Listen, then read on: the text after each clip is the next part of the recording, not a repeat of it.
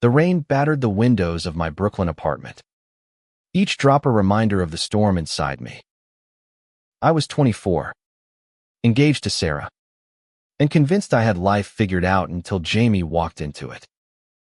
That night, while Sarah was 3,000 miles away, something happened that shattered everything I thought I knew.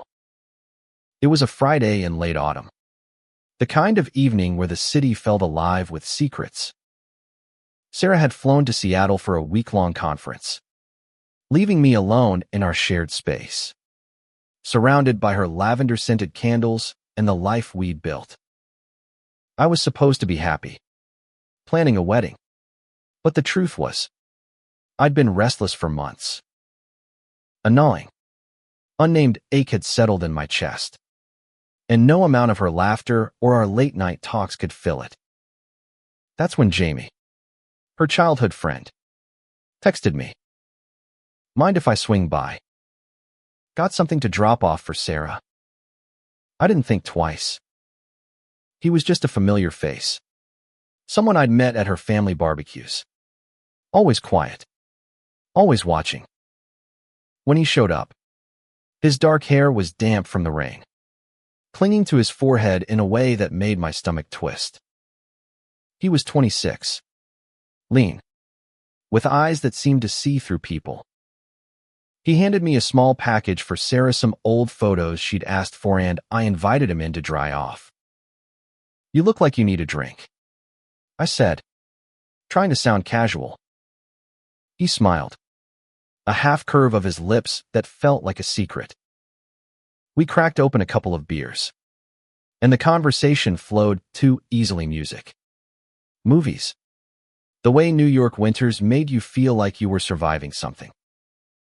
Hours passed, and the air grew thick with something unspoken.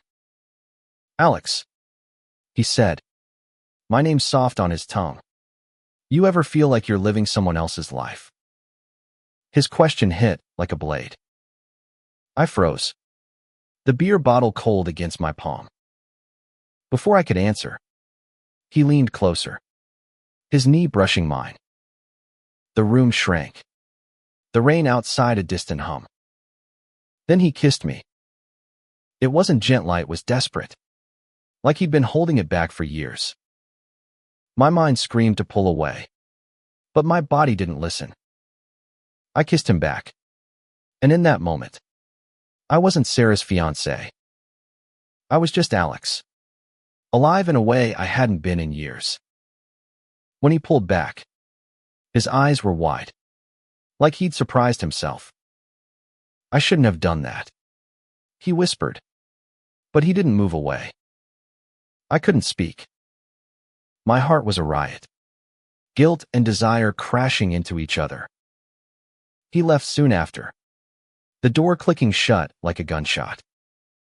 I didn't sleep that night, or the next.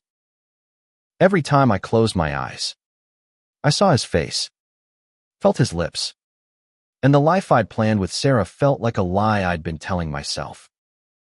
The days that followed were torture. Sarah called, her voice bright and oblivious, talking about her conference and wedding venues. I nodded along, my responses mechanical, while Jamie's kiss burned in my memory. I told myself it was a mistake, a moment of weakness. But then why did I keep checking my phone, hoping he'd text? Why did I replay his words, his touch, like a song I couldn't shake? I was unraveling, and I didn't know how to stop it. By the time Sarah returned, I was a mess. She sensed it immediately, her green eyes narrowing as she unpacked. "You okay, Alex? You seem off."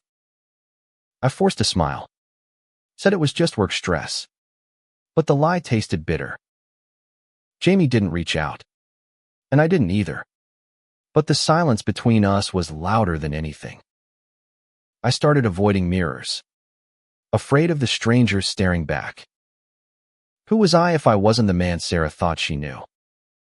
Who was I if I couldn't stop thinking about him? A week later, I saw Jamie again at a mutual friend's gallery opening in Manhattan. The room was packed. All exposed brick and pretentious art. But he stood out like a beacon. He was talking to someone. His laugh low and easy.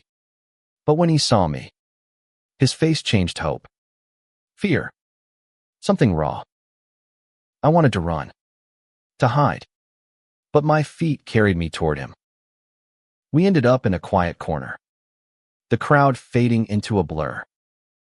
I can't stop thinking about you, he said, his voice barely above a whisper.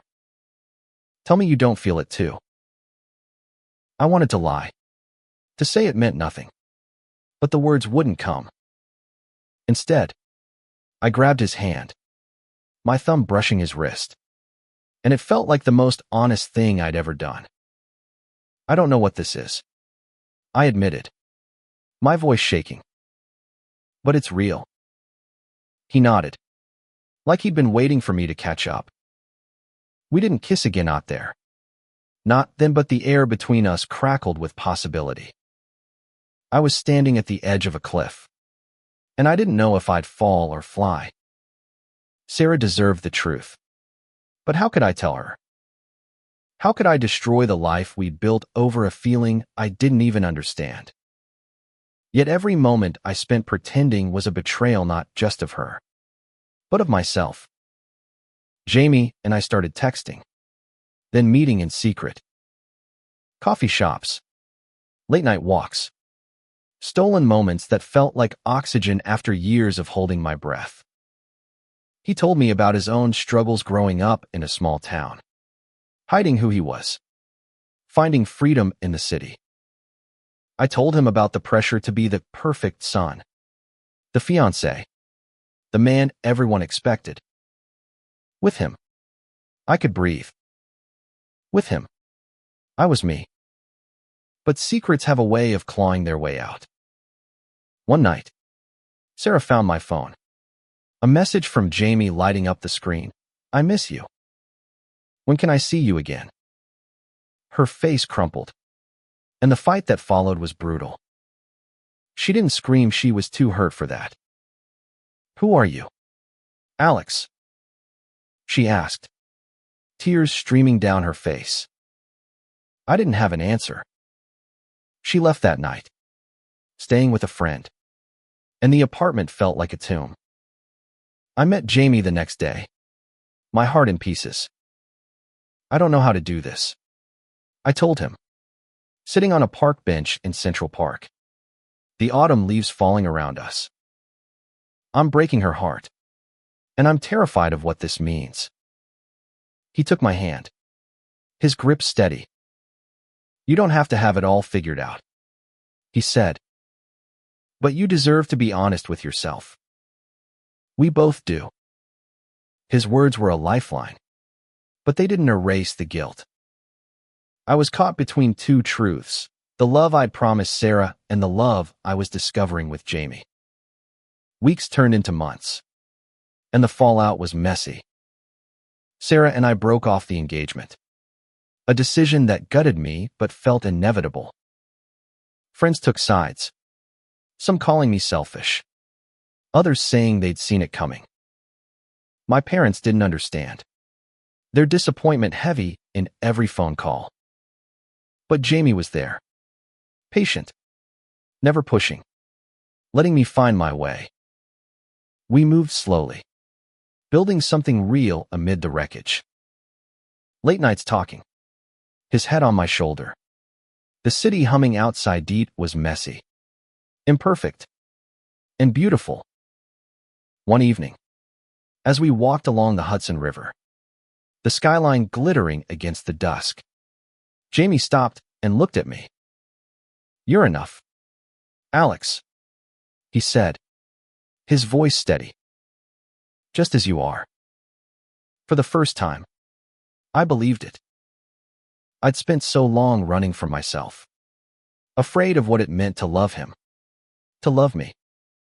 But standing there, his hand in mine, I realized the only thing I couldn't live without was the truth. The journey wasn't over. there were still days of doubt, of navigating a world that didn't always understand. But with Jamie, I was learning to embrace the man I was, not the one I thought I had to be. Love, I discovered, wasn't about fitting into someone else's story. It was about writing your own, even when it scared you. And as the city lights danced on the water, I knew I'd keep writing mine. With him.